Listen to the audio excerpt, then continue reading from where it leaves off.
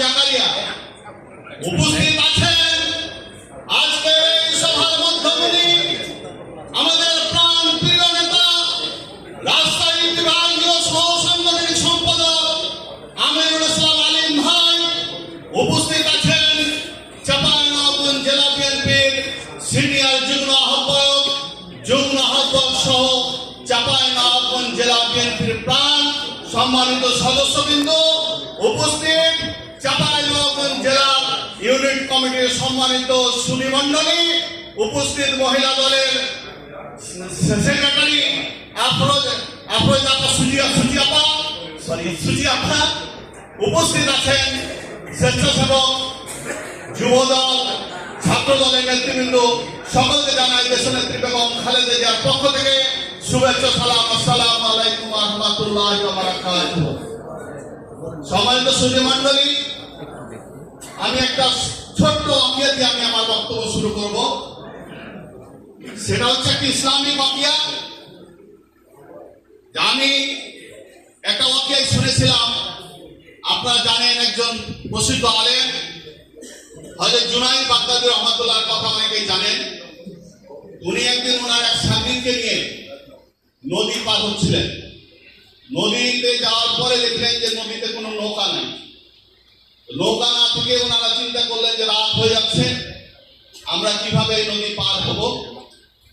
হযরত Junaid Baghdadi রহমাতুল্লাহ আলাইহি উনি বললেন ওনার সাথীকে যে আমি জায়নামাজ বিছাই দিচ্ছি, জায়নামাজে তুমি আর আমি উঠে যাব এবং আমি আল্লাহ পাকের জিকির করবো আল্লাহ আল্লাহ, আর তুমি জিকির করবে ইয়া জুনাইদ ইয়া জুনাইদ বলে তুমি কিন্তু আমার এই পাঞ্জাবি ধরে থাকো, আমরা নদী পার হয়ে যাব। কথা যা কাজ তাই। নদীতে তারা জায়নামাজ বিছাই দুইজন উঠে গেল এবং জায়নামাজ কিন্তু নদীর উপর দিয়ে চলতে শুরু করলো। জুনাইদ বাগদাদী রহমাতুল্লাহ বলছেন আল্লাহ আল্লাহ, আর উনি বলছেন ইয়া জুনাইদ ইয়া জুনাইদ। যখন নদীর মাঝ পথে চলে গেছে, শয়তান ওই সাকিবকে কান ফুসকানি দিয়ে বলছে যে তুমি যে ইয়া জুনাইদ বলছো, তুমি তো জুনাইদ রহমাতুল্লাহ থেকে ছোট হয়ে গেল। দেখো জুনাইদ রহমাতুল্লাহ ইয়া আল্লাহ বলছে আর নদী পার হচ্ছে, আর তুমি জুনাইদ বলছো। তুমিও বলো যে ইয়া আল্লাহ, তাহলে তুমি তাড়াতাড়ি পার হয়ে যাবে। উনি তাই করলেন, কান ফুসকানির শাস্ত্র বলছে আল্লাহ আল্লাহ। এবার দেখা যাচ্ছে যে ওই সাগরে আস্তে আস্তে ডুবতে শুরু করলেন। এক হাঁটু এক মাজা যখন গলা পর্যন্ত চলে এসে তখন বলছে যে হুজুর আমি তো ডুবে যাচ্ছি, তুমি ডুবছো কেন, তুমি কি করলা? তো হুজুর আমি তো একটা ভুল করে দিয়েছি। কি ভুল করেছো? ইয়া জুনাইদ বাদ দিয়ে আমি ইয়া আল্লাহ বলছি। বুঝে তাহলে তুমি আবার ইয়া জুনাইদ বলতে থাকো। আবার যখন সে ইয়া জুনাইদ বলতে থাকলো, তারা নদী পার হয়ে গেল। নদীর ওই পারে গিয়ে বললো যে হে সাগরি, তুমি আমাকে বাদ দিয়ে আল্লাহকে যে জিকির করলা, আল্লাহ কি তোমাকে বাঁচাতে পারলো? না, পারিনি। বুঝলে আমি আল্লাহ পাকে জিকির করলাম, কারণ আল্লাহ পাকের সাথে আমি জিকির করতে করতে করতে আল্লাহ পাকের সাথে আমার একটা কানেকশন হয়ে গেছে। আমি আল্লাহ পাককে যা বলবো আল্লাহ পাক সেটা আমার শুনবে, কিন্তু তুমি ওই পর্যন্ত যেতে পারোনি। তুমি ইয়া জুনাইদ বলছো, আমাকে তুমি সন্তুষ্ট করলে তারপরে আল্লাহ পাকের জিকির করবা, আল্লাহ পাকে সন্তুষ্ট করলে তখন তুমি পারবা। আমরা আজকে এখানে যারা উপস্থিত আছি, বুকে হাত দিয়ে বলতে হবে যে গত 3 বছর আগে এই কমিটি পাওয়ার আগে আমাদের অস্তিত্ব কোথায় ছিল? আমাদের অস্তিত্ব ছিল মাঠে ময়দানে, ব্যবসা প্রতিষ্ঠানে। বিএনপি রাজনীতি করে এটা বলতে ভয় লাগতো, কারণ আমাদেরকে বিএনপির কোন একটি সদস্য পদ রাখা হয়নি। বিএনপি আমাদেরকে রাখে না, রেখেছিল? বিএনপি আমাদেরকে রাজনীতি করার সুযোগ দিয়েছিল? গত 2008 সালের পরে আমাদেরকে রাজনীতি করার কোন সুযোগ দেওয়া হয়নি, একটি সদস্য পদ দেওয়া হয়নি এবং দলকে এমন কুক্ষিগত করেছিল যে এমপির বাড়িতে চাকর বাকর না হলে এই দলের কোন পদ পদবি পাওয়া যেত না। এমপির বাড়ির কাজের লোক না হলে এই দলের কোন সম্মানিত জায়গায় যাওয়া যেত না। আজকে সেই জায়গা থেকে জনাব তারেক রহমান বাছাই করে করে বলেছিল যে আমার প্রাণ সেই তৃণমূলের নেতা কর্মীদেরকে দলের নেতৃত্বে নিয়ে আসতে হবে। রাজনীতি এক জিনিস, দল আমার কথা হচ্ছে এখানে যারা এক্স এমপি আছে তাদেরকে আবারও যদি নমিনেশন দিয়ে দেয় আমরা তাদের জন্য কাজ করবো। কিন্তু তারা আমাদের এই দলকে, আমাদের এই কমিটিকে একদিনের জন্য স্বীকার করেনি।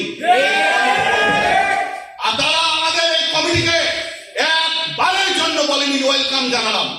তারা সব সময় কলেস্টেশন করেছে, ষড়যন্ত্র করে যাচ্ছে, এখন পর্যন্ত ষড়যন্ত্র করছে যে আহ্বায়ক কমিটি যেন ভেঙে যায়, এবং বারবার বলা হচ্ছে যে আহ্বায়ক কমিটি থাকবে না, অচিরেই ভেঙে যাবে, আমরা আবার আসছি। আরে ভাই, 28 অক্টোবরের পর থেকে 5ই আগস্ট পর্যন্ত আমরা রাস্তাঘাটে, কৃষি খাতে, জমিতে, বিভিন্ন কনস্ট্রাকশন বিল্ডিং এর মধ্যে আমরা ঘুমায় থাকলাম, আমরা দল পরিচালনা করলাম, লাখ লাখ টাকা খরচ করলাম, রাতের অন্ধকারে মশাল মিছিল করলাম, আমরা দলকে নেতৃত্ব দিলাম। আজকে আপনারা বলছেন কোথা থেকে আসছেন ভাই? আজকে তো আমি দেখতেছি 5ই আগস্টের পরে এমন বড় বড় নেতা হয়েছেন যাদের কারণে আমরা হারিয়ে যাবো, হারিয়ে যাবে। যারা আন্দোলন সংগ্রামে ছিল তারা আজকে হারিয়ে যেতে বসেছে তাদের। আজকে এমপিরা আমাদের হুমকি দিতে থাকে। আজকে বড় বড় নির্বাচন, হাসিনার কাছ থেকে 200 কোটি 300 কোটি টাকা নিয়ে শপথ নিয়ে তারা আজকে অবৈধ টাকার পাহাড় করে আজকে বড় বড় মিছিল দেখাতে চাচ্ছে, বড় বড় জনসভা করতে চাচ্ছে। কিন্তু এই ত্যাগী নেতাদের কি হবে? অফিস আদালতে গিয়ে বলছে আমি এক্সএমপি, আমার কথাই চলবে। ওরা কি চোর বাটপার? আমরা কি চোর বাটপার? তা আমরা যে চোর বাটপার হয় তারেক রহমান আমাদেরকে কেন কমিটি দিয়েছে? তারেক রহমানের কমিটিকে তারা অস্বীকার করে যাচ্ছে। তারা অস্বীকার করছে, তারাকে আপনারা স্বীকার করছেন কেন? তাদেরকে কেন আপনারা স্বীকৃতি দিতে যাচ্ছেন? তাই আগামী দিনে বলতে চাই, তারেক রহমান স্কাইপিতে যখন মিটিং ডেকেছিল ওই এক্সএমপিরাও কিন্তু ওই মিটিং এ কানেক্ট ছিল, একটি কথাও বলেনি 28 অক্টোবরের আগে পরে। 5ই আগস্টের আগে তাদের কাছে কাকতি বিনতি করেছিল যে আপনারা নেতৃবৃন্দ আপনারা সামনের দিকে আসেন, আমার তৃণমূলের নেতৃত্ব করবে, আপনাদের নেতৃত্বে দলকে গঠাবে, আন্দোলন করবে, সংগ্রাম করবে। সেদিন তারা হ্যামও তুলেনি। একটা কথা বলা তো দূরের কথা, হ্যাম তোরাও দেখেনি তারেক রহমান কি বলছে। সেদিন তারেক রহমানের বক্তব্যকে অস্বীকার করেছিল, তারা তারেক রহমানের কথাকে অমান্য করে রাস্তায় নেমে আসেনি। আর 5ই আগস্টের পরে নতুন পাঞ্জাবি পরে বড় নেতা হয়ে আজ নেতৃত্ব, এটা হতে দেওয়া যাবে না, যাবে না, যাবে না। আমাদের মধ্যে কিছুটা হলেও ওদের প্রভাব, ওদের বাতাসে আমাদের এই 3 জনের মধ্যে কিছু মাঝে মধ্যে গায়ে এসে লাগে। গায়ে লাগার কারণে আমরা সময় সময় একসাথে প্রোগ্রাম করি, সময় সময় বিচ্ছিন্ন ভাবে প্রোগ্রাম করি। আমি বলতে চাই, জাকা ভাই আপনি অত্যন্ত প্রোগ্রামের ব্যক্তি, আপনি সিনিয়র ব্যক্তিত্ব, যেই বলুক, আপনাকে তারেক রহমান যে বল্টু দিয়েছে, আমাকে যে বল্টু দিয়েছে, আজকে যদি বল্টু চলে যায় কালকে আপনাকে তারা ছুঁড়ে ফেলবে। যে যাই বলুক, আজকে প্রতিজ্ঞা করতে হবে আপনাকে, আমাকে, সবাইকে। আমরা একসাথে সংগ্রাম করব, পদক্ষেপ আমরা একসাথে বসে আমরা কন্টিনিউ ভাবে দলকে পরিচালনা করব। কারো কথায় আমরা বায়াস হব না, কারো কথাতে আমরা কাউকে প্রভাবিত করার চেষ্টা করব না, কারো নেতৃত্বকে প্রতিষ্ঠিত করার জন্য আমরা বিশৃঙ্খলা সৃষ্টি করব না। তারেক রহমান যদি কাউকে নমিনেশন দেয় তাকে আমরা ওয়েলকাম জানাবো। আজকে বক্তব্যতে এমপিরা বলছে দল যদি ভুল সিদ্ধান্ত নেয় তাহলে আমরা কি ভুল সিদ্ধান্ত নিব? তারা কিন্তু কি চিন্তা করেছে দেখেছেন? তারেক রহমান যদি ভুল সিদ্ধান্ত নেয়, ওনাকে নমিনেশন না দেয়, তাহলে উনি স্বতন্ত্র ইলেকশন করবেন। এইরকম প্রকাশ্য বক্তব্য তারা দিচ্ছে, আর তাদেরকে আমরা প্রোভাইড করবো? জীবনও না। প্রয়োজন হলে গত 20 বছর দলে অ্যাক্টিভ থাকতে পারিনি, প্রয়োজন হলে আগামী দিনেও মরার আগ পর্যন্ত ইনঅ্যাক্টিভ থেকে এই দলকে ভালোবেসে আমরা এখান থেকে বিদায় নেব। তারপরেও আমরা কোন স্বৈরাচারের দোষরদেরকে প্রভাবিত করে প্রতিষ্ঠিত করার জন্য আমরা এই বিএনপি করবো না, করবো না, করবো না।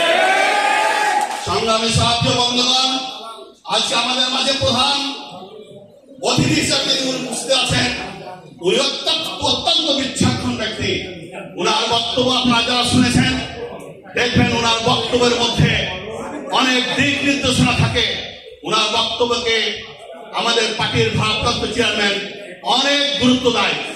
উনি আজকে এখানে দেখেছেন আজকের বিশ্লেষণ বিবেচনা, সাধারণ মানুষের পালস, কর্মীদের পালস বুঝে উনি সেন্ট্রালে উনার বক্তব্য দিবেন, উনি মন্তব্য দিবেন এবং আমি উনার কাছে করজোড়ে নিবেদন করব, আপনি বিশেষ করে